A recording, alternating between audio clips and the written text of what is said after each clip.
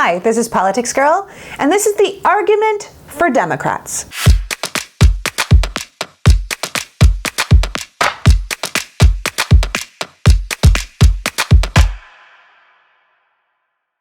The virus and the political climate. Look, our country is broken. It's not great. It's not great again. There's nothing to keep great. Americans are utterly divided and the anger is everywhere, from our computers to our streets. There are peaceful protesters, looters, armed vigilantes, and unnamed militia groups in almost every major city now. We can't go to concerts or festivals or sporting events. We can't eat inside restaurants or go to a bar for a drink or even grocery shop without the fear of catching a virus and dying.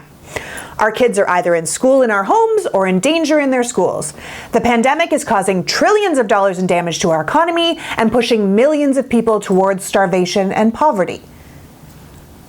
This is an American tragedy, and it didn't need to be like this. So, whether you're a Democrat, a Republican, a Libertarian, or an Independent, you can see that our society and our way of life has been utterly destroyed over the past year.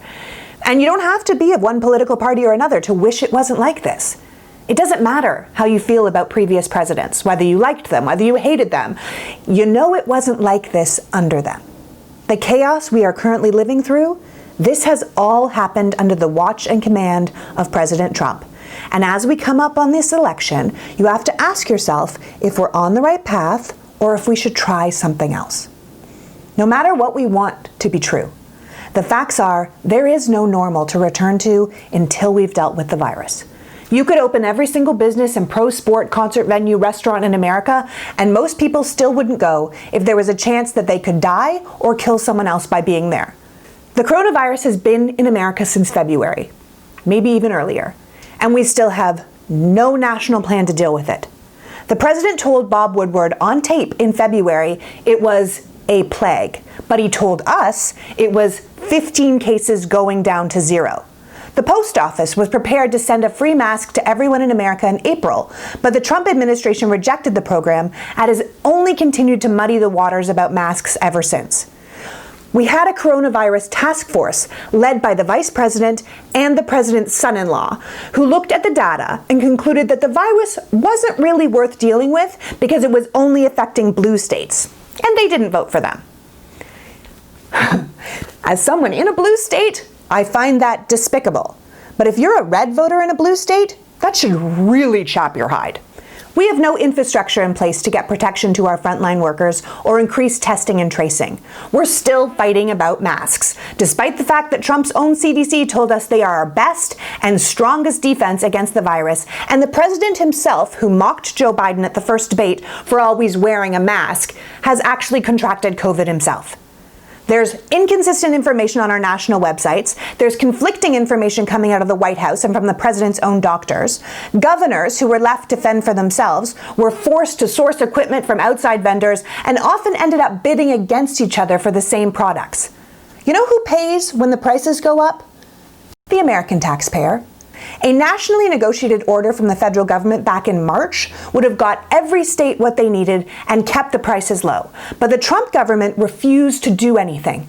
Even personal protective equipment ordered from overseas for state hospitals were seized at the border by the Trump administration and then handed out as favors to his most vocal supporters, even though other states' taxes had paid for them. We are now in the devastating and embarrassing position of being the worst in the world. Highest death count, highest infection rate, highest amount of senior officials ill, and a decimated economy. And we still have no plan to fix any of it. A second COVID recovery bill has been sitting on Mitch McConnell's desk since May, but the Republican-led Senate refuses to vote on it. They took a month-long vacation in August, and even though they're back to work now, their only order of business seems to be to push through an extremely problematic Supreme Court justice to take away our health care, marriage equality, and a woman's right to choose before they lose their majority. Modern-day Republicans show us again and again that they don't care about Americans, democratic norms, or the rule of law. They care about power, their own raw power. Millions of Americans are out of work. Hundreds of thousands of businesses have closed. People's utilities are being shut off and families are being evicted from their homes. Our kids aren't in school and thousands are dying every day.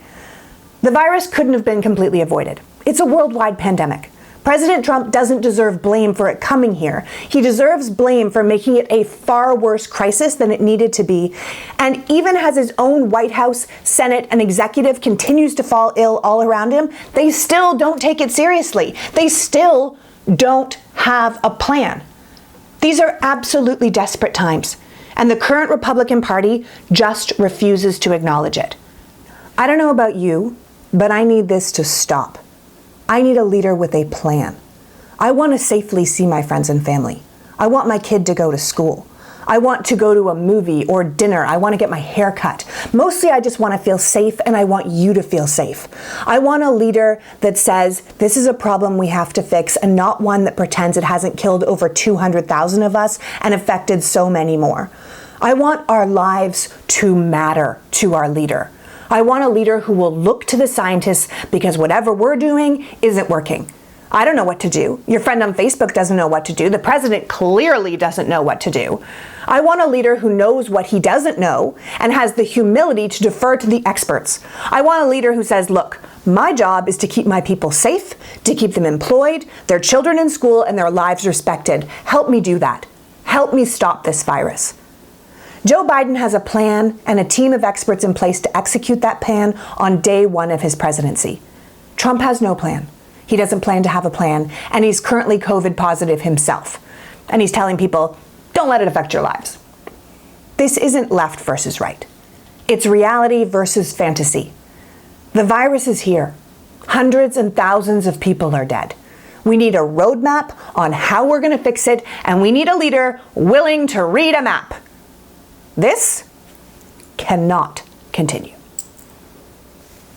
Please vote Democrat.